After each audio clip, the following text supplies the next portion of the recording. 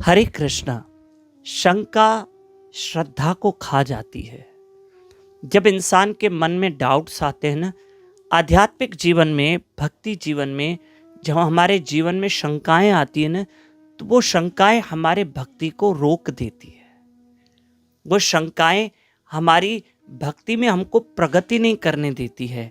याद रखना, आध्यात्मिक जीवन में, भक्ति जीवन में ये शंका, ये डाउट्स, इसका तुरंत हमें निवारण करना है। देखो, भगवत गीता में अर्जुन ने भगवान कृष्ण से कितने प्रश्न किए और भगवान भी तुरंत उनके, अर्जुन के प्रश्नों के उत्तर दे रहे हैं ताकि उस प्रगति में रुकावट न हो।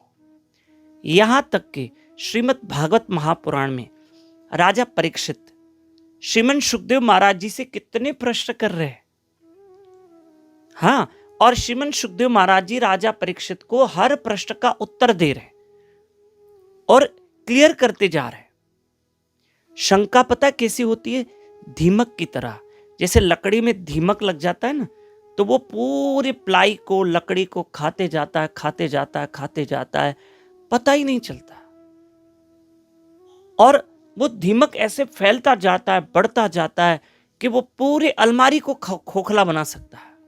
पूरी हमारी पलंग जो सेटी है, जो सबको वो कमजोर कर सकता है, खोखला कर सकता है। दीमक है ना।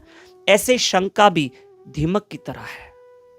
आध्यात्मिक जीवन में याद करना, यदि शास्त्रों के प्रति, यदि ईश्वर के प्रति, यदि गुरु के प्रति, संतों के प्रति हमारे मन में कुछ शंकाएं हैं, तो तुरंत उसका गुरु महाराज के पास जाकर उसका निवारण करो। तुरंत करो।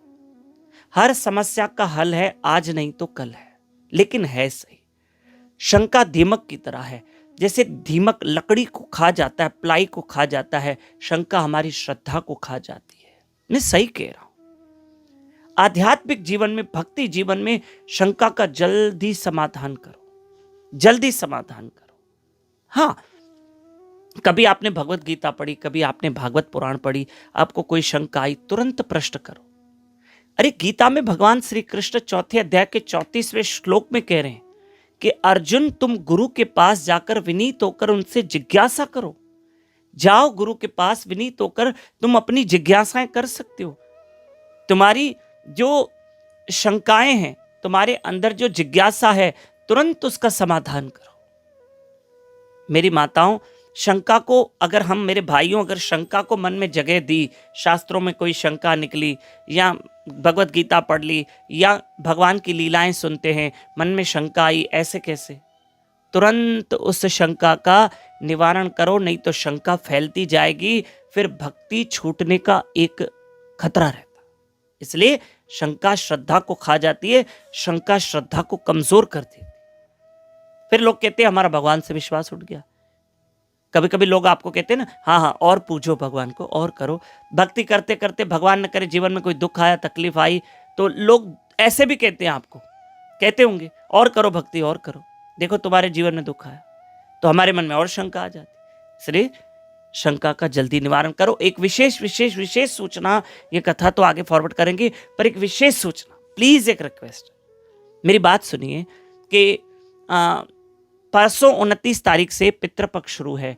आप अपने पितरों के लिए प्लीज, अब ये आप एक नियम बनाइए कि 29 सितंबर से लेकर 14 अक्टूबर तक रोज आपको सुबह 4:30 से 5:30 बजे ब्रह्म मुहूर्त पे उठकर हमारे साथ जप करना है। कथा सुनिए, हम पितरों को अर्पण करेंगे, गरुड़ पुराण, भगवत गीता पे चर्चा करेंगे और पितरों को अर्पण करेंगे।